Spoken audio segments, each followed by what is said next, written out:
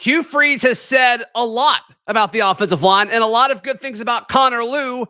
Here's what I think he's actually saying. Freezing temperatures are likely for several hours inland and a few hours closer to the coast. Yes. You are Locked On Auburn, your daily podcast on the Auburn Tigers. Part of the Locked On Podcast Network, your team every day. Yes, welcome on into Locked On Auburn, your daily Auburn Tigers podcast. I'm your host, Zac Blackerby, and thank you so much for making Locked On Auburn your first listen every single day. Joining me as he does every Wednesday, Mike G of the War Rapport. Hugh Freeze has talked a ton about this offensive line, and Mike G, usually it's bad, right? Like usually he is criticizing the offensive line. There's a chance he's talking up the transfers that are coming in. There's a chance he's talking up Tate Johnson. And then, like, he clearly really likes Connor Lew, but how could you not? Like, how could you not love Connor Lew, especially what he's probably going to do for Auburn as a freshman is possibly that sixth offensive lineman. We'll see. We'll see. But, and I want to talk about Connor Lew in a second. But, Mike G, I think this recent wave of him being critical about offensive linemen and how, like, there's a lot of questions. And the fact that they're not rotating the starters when all five of them are healthy, but they are rotating the guys behind them. I think he's trying to send a message to a lot of these reserve offensive linemen saying, hey, you can leave. I need your scholarship. Yeah, I don't know why you would need to send a message, though, Zach. Just tell them. You got to leave. You're not going to play here. But wouldn't it be nicer to not have to tell them and just show them? Like, wouldn't that be nicer? I guess. I mean, listen, you've been a head coach for how many years in college football? You just need to be straight up with kids. Like, he went out and he brought in 9 offensive linemen. If you were a reserve offensive lineman currently on this team, you had to know what that meant. And then he goes out of his way. He talks about Tate Johnson being a leader and an Auburn guy. And then in Monday's presser, he talks about Connor Lew. And you're talking a true freshman, right? And he goes out of his way to not only praise this kid, but say, we hit a home run with him. Charlie Five and I were laughing about that yesterday, where it's like, how many times have you seen a coach be like, yeah, we really nailed it with getting him. Yeah, like he's the guy, right? I think that is phenomenal praise if you're Connor Lew. Now, if you're Connor, you can't rest on your laurels after your coach says that. You got to go out and you got to keep busting tail and you got to keep getting after it. Doesn't seem like the kind of kid who's going to do that. I mean, it sounds like he's, full steam ahead, focus on the job at hand. It seems like that. But you're totally right. Yeah, I mean, listen, if he really is a home run, then you're not worried about him losing focus. But, it can't be understated. You have at least some kind of metaphorical edge on everybody right now because of what your coach is saying about you. He said he's going to play as a freshman. Now, he's a little underweight. Hugh Freeze noted.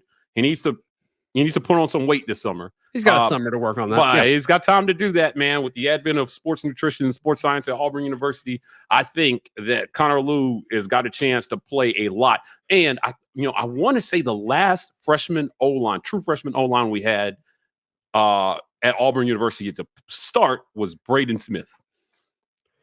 That's who I was going to say. I think it was Braden Smith, right? And that was a long time ago. So this is a big deal. This is a big deal to have. Offensive line is physically one of the most developmental, if not the most developmental position on a football team because very few freshmen come in physically ready, Zach, to play at an SEC level for strength and weight reasons. And they've got to get their weight up. They've got to get there's a lot of technical things to play in offensive line, so they've got to learn the playbook. They've got to develop chemistry with their fellow offensive linemen. It's just really hard. So for him to say he's going to play as a freshman, big deal for Connor Lew. Well, how many guys do you think need to leave in order for Auburn to feel comfortable adding more transfers, potential depth pieces to this offensive front in the May window? I mean, do you think 3 reserve offensive linemen could possibly leave? We saw, we've seen 2 linebackers. You think 4 could leave? He brought in 9, right? So I say 4 have to go. He likes to have 16. He likes to have 16 scholarship offensive linemen. That's kind of his unofficial number. And I think he's actually said that publicly too. So that's kind of where he likes to be. So, I mean, if you have 9, like you're almost there. Right. And then you would keep guys like Jeremiah Wright. You would keep guys like Tate Johnson. And so you're at 11 then. Court Bradley, like, does he stay as the third center? Right. Cam Stutz, like, does he stay? I don't know. And like we saw EJ Harris, I think, get reps with the ones when Tate missed a few minutes. Like, and I say minutes because he had a dislocated elbow, and he's like, yeah, he's out for the spring. And he's like, no, I want to play, coach. And he's like, okay, yeah, cool, do your thing with a dislocated elbow. So props to Tate Johnson for fighting through that. Like, Colby Smith is a guy you don't want to leave, but if you're Colby Smith, you're like, I probably could play somewhere else, maybe not in the SEC, but I could probably play in 23 somewhere else. So those are a few names where I'm like, you kind of probably need to keep those guys, but everybody, like, I would not be shocked if they left. Yeah, there's going to be a little attrition after the spring, and this is to be expected. It's going to happen. There has to be. Yeah, it's going to be happening at every position, but particularly offensive linemen, where you brought in so many guys. So, a lot has been made. When we talk about other positions, we talk about guys who are Freeze guys, right? Guys that he brought in, and guys who exist may not be his guys. So if you're a guy that exists and he's talking about you in a positive way, I think that's a big deal as well too, because he's trying to bring in guys that fit his culture, his way of doing things. And an offensive line, you need guys who toe the line, man. You need guys who are high level, high character guys, but have bought into the system as well too, because that's a system position, man. You got to work with other guys next to you. You've got to be a leader out there in every single way, and you engage somebody physically more than any other position on the field at offensive line than you do, anywhere else. So looking forward to seeing what Connor Lew is going to do, and if Hugh Freeze's praise of him fits the production on the field. I think it'll tell us something about how they evaluate talent. Let's do a quick off-the-cuff thing. Position groups where you don't think there will be attrition. We're like, okay, nobody, I'm pretty confident no one will leave. Running back, right? Unless Damari were to leave, which I think would stink. I think we would all hate that. But he's really the only candidate, I think, that would possibly leave, right? Yeah, I'm pretty solid that the running back room. I mean, unless you're saying Sean Jackson is going to leave, right? He might. I mean, he might, but I mean, does it count, right? Like, anybody who has a potential to play down the road, right? Yeah. So no, running back room solid. Tight end maybe is probably pretty solid. 100%. Somebody's going to leave out of that room. Oh, you think so? Like a Frazier, a Frazier, or I don't really know who else I would like. You've got Fairweather, Frazier, Ducker out there. You've got Fromm, who is still the fastest tight end on the team right now. And you've got Deal. I saw a lot of guys. I watched the tight ends during Monday's practice, Zach, and I don't think anything's worked out there. But I'm telling you, Fairweather stands out every time he runs. Yeah, I just don't know who.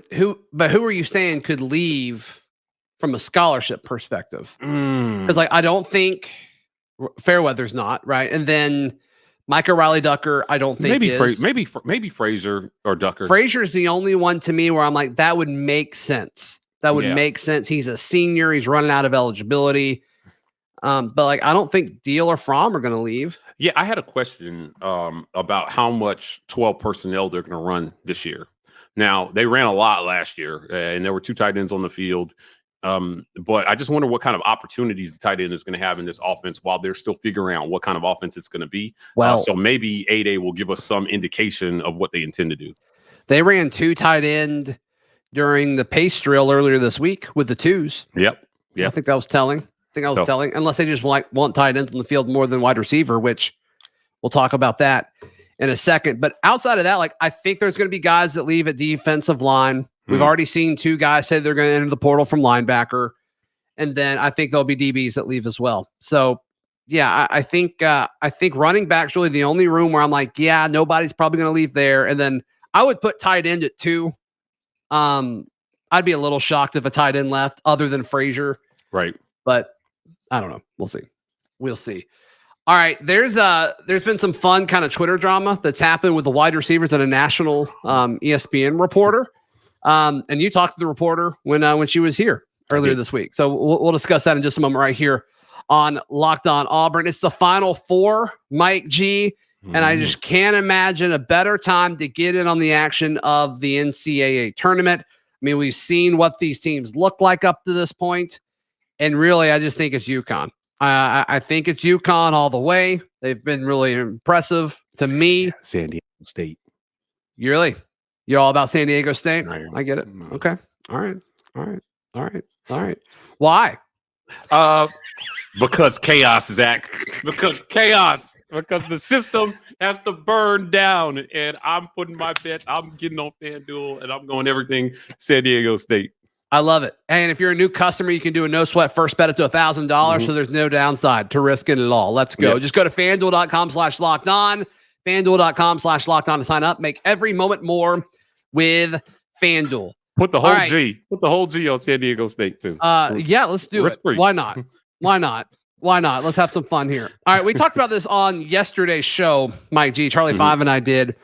Heather Dinich, she's a national ESPN writer covering college football, and sounds like she's doing a tour. Right, Auburn was her first stop, and she tweeted out as she was watching practice yesterday at Auburn Football, fans, you might need some patience with your wide receivers, which I saw that pretty early, and like that she tweeted like right before we recorded yesterday, and I'm like, that's like crazy. Like they give you all this access and then that's what you do, but okay, that's cool, whatever.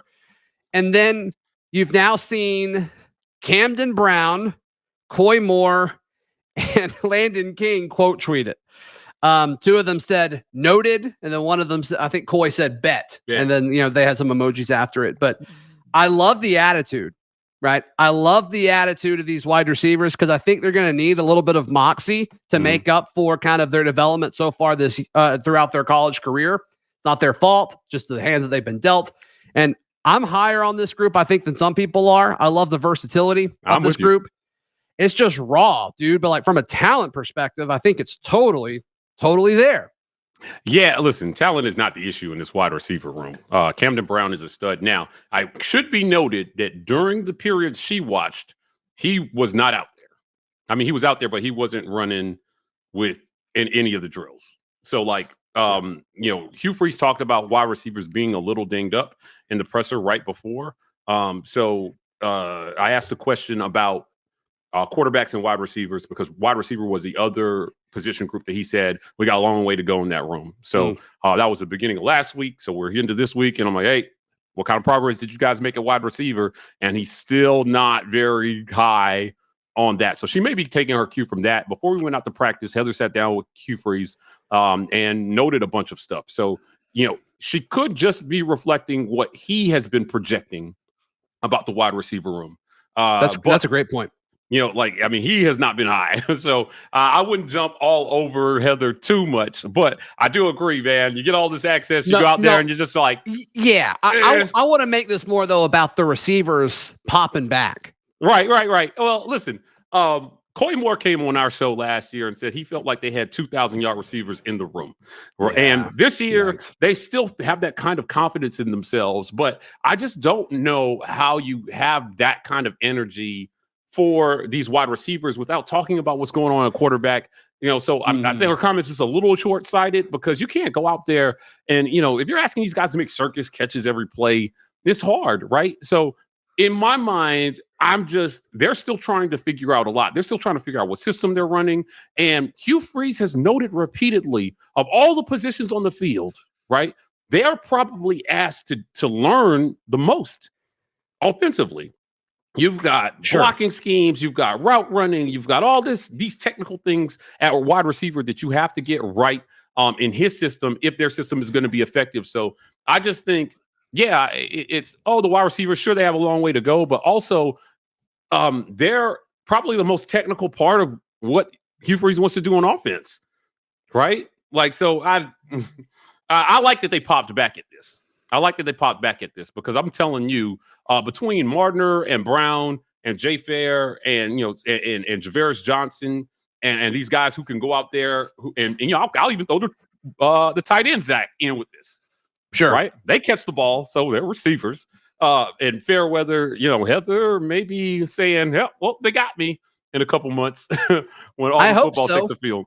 I certainly hope that's the case. We'll see. And, there's a solid chance she's right. I mean, and she could be right and actually have nothing to do with the wide receivers. I mean, if they don't figure out the quarterback situation, and I know there's a rush of Holden Gurner energy happening right now. We'll discuss that in a second, Mike G. But I mean, if they don't nail that down, then she is right, regardless of how the receivers play. And I think Camden Brown's really, really good. And I think Hugh Freeze really, really likes what he sees in Nick Mardner so far because he's been a starter like every time that they go out there. Catch radius, man. He talked about catch radius. Martiner's got it. He's got some long arms. Dude can tie his shoes without bending over. It's pretty remarkable. Shut up, you nerd. So we'll see. All right, yeah, let's talk quarterbacks. I want to get Mike G's thoughts on the current pecking order of Auburn's quarterbacks this spring, coming up right here on Locked On Auburn. Want to encourage you to check out the Locked On Auburn Discord. It is free. All you have to do is click the link in the episode description down below. The current pecking order that we saw based on pace drills earlier this week was Holden Geriner, TJ Finley, Robbie Ashford. I don't know if I buy that that's the current actual pecking order, Mike G. What do you think the current actual pecking order for quarterbacks is at Auburn right now? Oh, that's a great question. Hugh Freeze noted that Holden Geriner had a really good week. Yeah. But he also immediately noted that they held Robbie out of a couple practices after he had his best practice of the spring. So he's been nursing a sore shoulder. He was very open about that. We saw that at practice. He very visibly was nursing a sore shoulder. So Robbie's out there trying to grit it out. I don't know how smart that is at this point.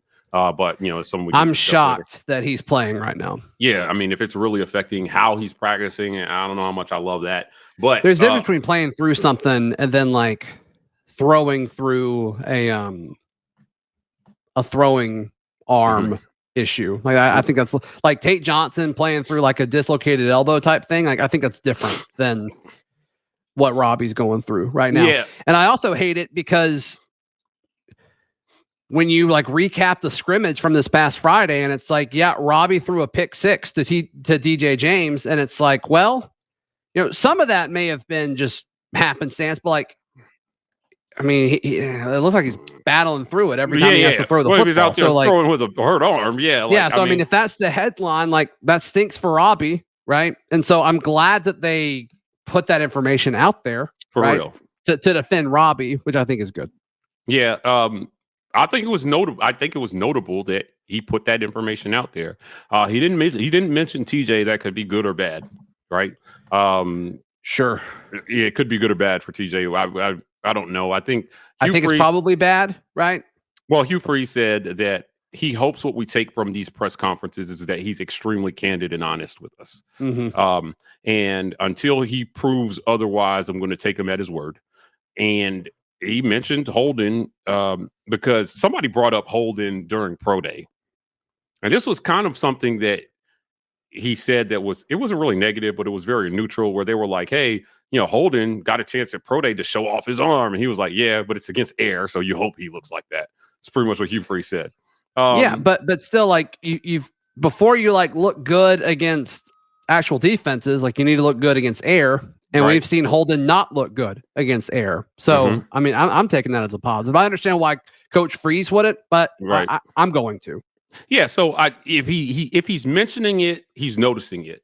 And even with him saying that Robbie was hurt, he said that that he had his best practice of the spring last week. So to me, it's right now, if you had to ask me, it's Holden, Robbie, 1A, 1B.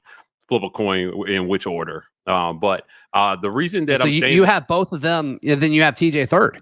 Yeah.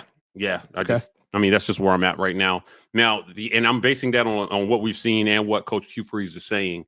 But we'll see how they manage that come A Day. I asked the question a few weeks ago. If you're not really narrowing anything down, how are you going to manage reps at A Day, especially at quarterback? Right, because I did not want to see Holden Geriner fall to third string reps this spring. I don't want to see that. I want to see him take some meaningful reps. We kind of have seen that until this past week. Correct. And then this past week, he's kind of turned it on. So, and it sounds like he's looked good this week too, as of what's happened so far. So I think that's great. Yeah, he's got to show. Listen, he's got arm talent. He's got to use what his strength is, which is it's got to be arm strength and accuracy, because Robbie Ashford has an ace in his back pocket, and that everybody knows he can run and make things happen when plays break down. Hugh Freeze is not discounting that, Zach. He understands that dynamic exists. He doesn't need to see it, though. He just needs to bring him along in this other area of his game. And Holden is going to have to be, I think he's got to be exceptional, man. I think anybody who plays quarterback at Auburn needs to be exceptional. But if he's going to jump these guys who have on the field experience, he needs to be exceptional in practice every day against air, against his roommate, against the showerhead. However, whoever he's going against that day, Holden needs to be exceptional. And I think that he has it in him. So I'm looking forward to seeing what he can show us. Mike G, how can people check out everything you've got going on at the War Rapport? Go over to thewarreport.com where you can find all our content. Also, check us out on YouTube. We're at the War Rapport. Zach's got on the shirt everywhere. You can catch me on a radio show here or there. We're doing some big things, and we've got some great interviews coming for you guys this week. Mr. Cole Keldric is joining us. We're going to release that this week, and he's going to talk offensive linemen and his guy, Dylan Wade. So I can't wait to release that content for everybody. Awesome stuff. You can find all my written work at auburndaily.com, and we will see you tomorrow. This has been Locked On Auburn.